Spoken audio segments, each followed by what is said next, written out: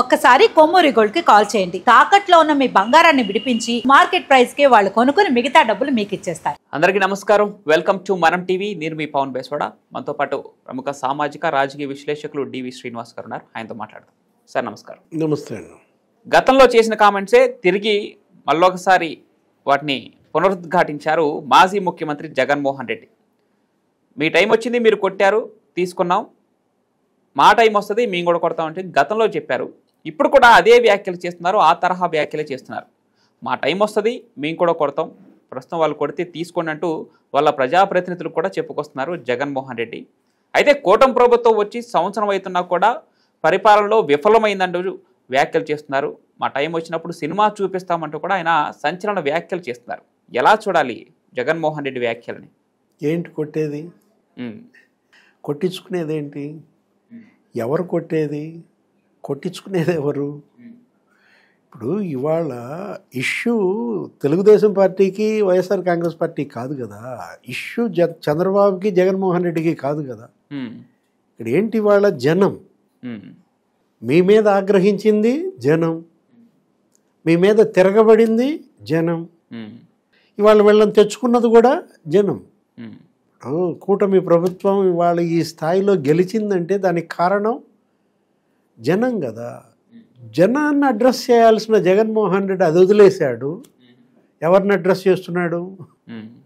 కూటమి ప్రభుత్వాన్ని అడ్రస్ చేస్తే ఏమొస్తుంది? ఇవాళ తన యొక్క ఈ పతనానికి కారణం ఏంటి? తన యొక్క ఈ ఘోర పరాజయానికి కారణం ఏంటి?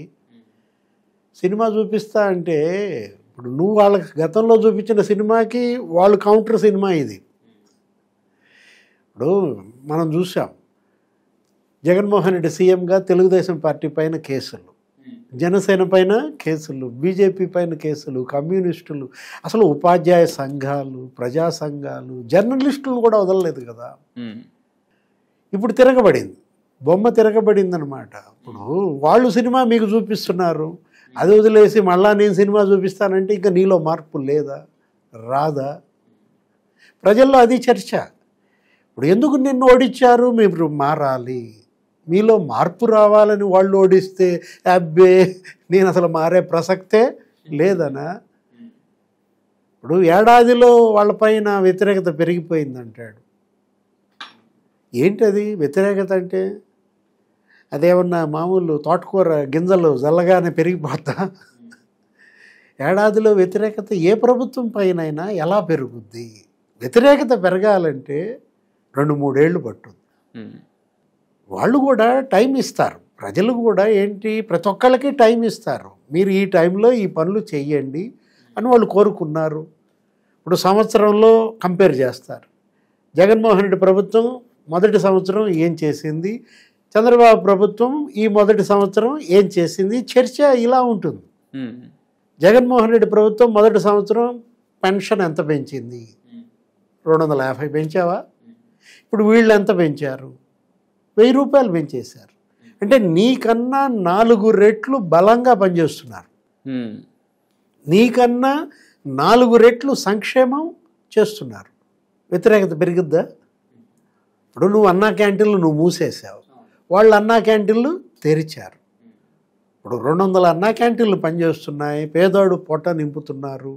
5 రూపాయలకే నీకు అల్పాహారం, లేకపోతే 5 రూపాయలకి భోజనం.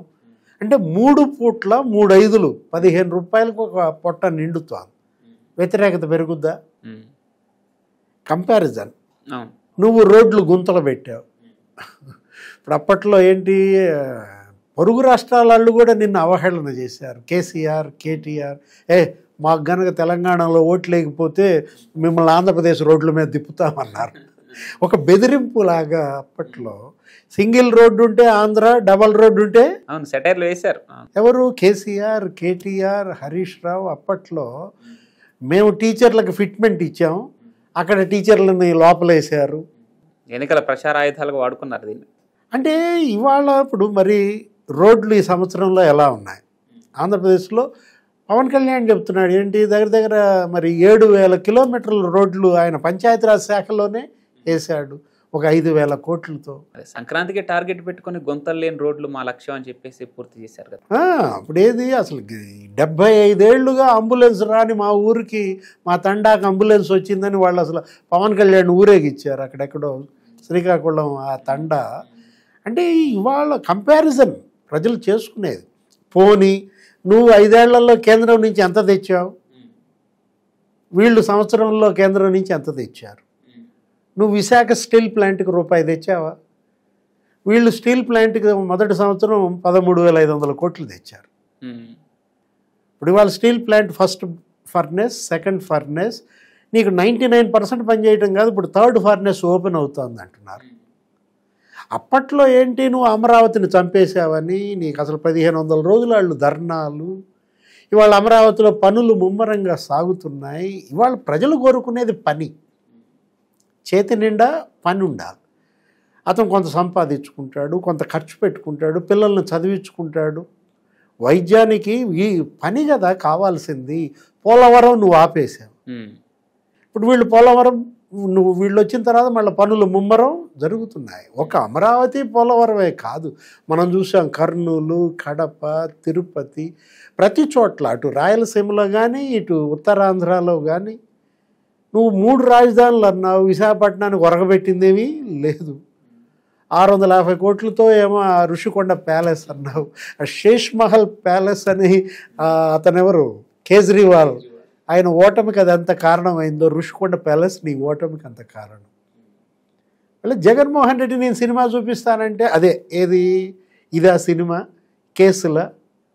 అంటే కూటమి ప్రభుత్వంలో రీస్టార్ట్ అయింది అమరావతి మాత్రమే కాదు, ఏపీనే రీస్టార్ట్ అయింది అనుకోవచ్చు. అయితే అదే కదా అసలు వాళ్ళు రీబిల్డ్ ఏపీ వాళ్ళు తీసుకున్న కాన్సెప్ట్ ఏంటంటే రీస్టార్ట్ అమరావతి. ఇప్పుడు మోడీ మళ్ళీ రేపు వస్తున్నారంట యోగా దినోత్సవానికి విశాఖపట్నం.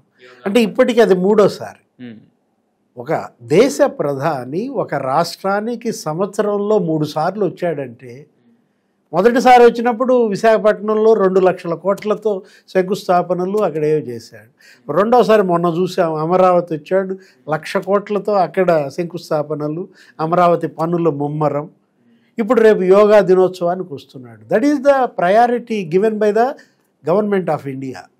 ఆంధ్రప్రదేశ్ ఇవాళ కేంద్రం వీళ్ళ బలం పైన నిలబడిన నేపథ్యంలో ఈ రాష్ట్ర అభివృద్ధే మా యొక్క లక్ష్యం అంటూ ఇవాళ కేంద్ర ప్రభుత్వం. అంటే 33 మంది ఎంపీలు ఉండి నువ్వు చేయలేకపోయావు, నువ్వు ఆ ఒత్తిడి కేంద్రం పైన తేలేకపోయావు. వీళ్ళు కేవలం మరి 21 మంది ఎంపీలతో మరి వీళ్ళు ఇంత ఒత్తిడి తెచ్చి కేంద్రం నుంచి ఫస్ట్ బడ్జెట్లోనే నీకు కేంద్రం నుంచి 60,000 కోట్లు తెచ్చుకున్నారంటే, ఇప్పుడు ఇవాళ ఏంటి ప్రజలు కోరుకుంటోంది అది. పరిపాలన ఏం సినిమా చూపిస్తావు నువ్వు, ఎవరికి సినిమా చూపిస్తావు? అంటే ఫ్రస్ట్రేషన్తోనే ఇవాళ జగన్మోహన్ రెడ్డి ఈ మాటల్లా. అంటే పోయేవాళ్ళు పోగా ఉన్న వాళ్ళని కాపాడుకుందామనా? ఇప్పుడు లిక్కర్ మాఫియా ఇవాళ టోటల్గా అతను ఫిక్స్ అయిపోయిన పరిస్థితి. మనీ ట్రయల్లో కూడా దొరికాడని వరుసపెట్టి అందరి అరెస్టులు ఒక 7గురినే ఏమో అరెస్ట్ చేశారు. ఏది కసిరెడ్డి రాజు దగ్గర నుంచి నీకు సీఎం ఓఎస్డీని అరెస్ట్ చేశారు. జగన్మోహన్ రెడ్డి ఓఎస్డీ కృష్ణమోహన్ రెడ్డి. అరే నీ ప్రిన్సిపల్ సెక్రటరీని అరెస్ట్ చేశారు. సీఎంఓ ఎవరు? ధనుంజయ రెడ్డి, మీ సిమెంట్ ఫ్యాక్టరీ ఫైనాన్స్ డైరెక్టర్. అంటే అదేమంటే అసలు ఆ సిమెంట్ ఫ్యాక్టరీ నాది కాదంటావు, అది భారతీయ సిమెంట్ కాదు వికాట్ సిమెంట్ అంటాడు. ఇప్పుడు సాక్షి పేపర్ నాది కాదంటావు, అసలు నాకు సొంత మీడియా లేదంటావు, ఫోనే లేదంటున్నారు కదా. ఇవాళ జగన్మోహన్ రెడ్డి ఏంటంటే క్రెడిబిలిటీ క్రైసిస్లో పట్టడమే కాదు, అతను ఫ్రస్ట్రేషన్ పీక్ వెళ్ళిపోయింది. ఇప్పుడు సినిమా చూపిస్తా నువ్వు చూపించిన సినిమాకి వాళ్ళు కౌంటర్ సినిమా చూపిస్తున్నారు. ఏది నువ్వు చంద్రబాబుని అరెస్ట్ చేసావు, 53 రోజులు జైల్లో పెట్టావు, అచ్చెన్నాయుడు, కొల్లు రవీంద్ర, ధూళిపాల్ నరేంద్ర, దేవినేని ఉమా అందరినీ మీరు జైల్లో పెట్టారు. అసలు పవన్ కళ్యాణ్ అసలు ఆంధ్రప్రదేశ్లోకి రానివ్వలేదు, అతను రోడ్డుకి అడ్డంగా పడుకున్నాడు. ఇప్పుడు నువ్వు ఆంధ్రప్రదేశ్లో ఉండట్లేదు, నువ్వు బెంగళూరులో.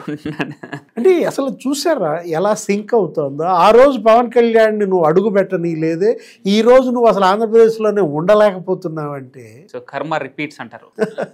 అంటే ఇవాళ ఇదంతా కూడా ఏంటి, చేసుకున్న వాళ్ళకి చేసుకున్నంత మహాదేవ్. స్వయంకృత అపరాధాలు ఇవాళ జగన్మోహన్ రెడ్డిని వెంటబడి తరుముతున్నాయి. Right, thank you sir, thank you so much. నమస్తే.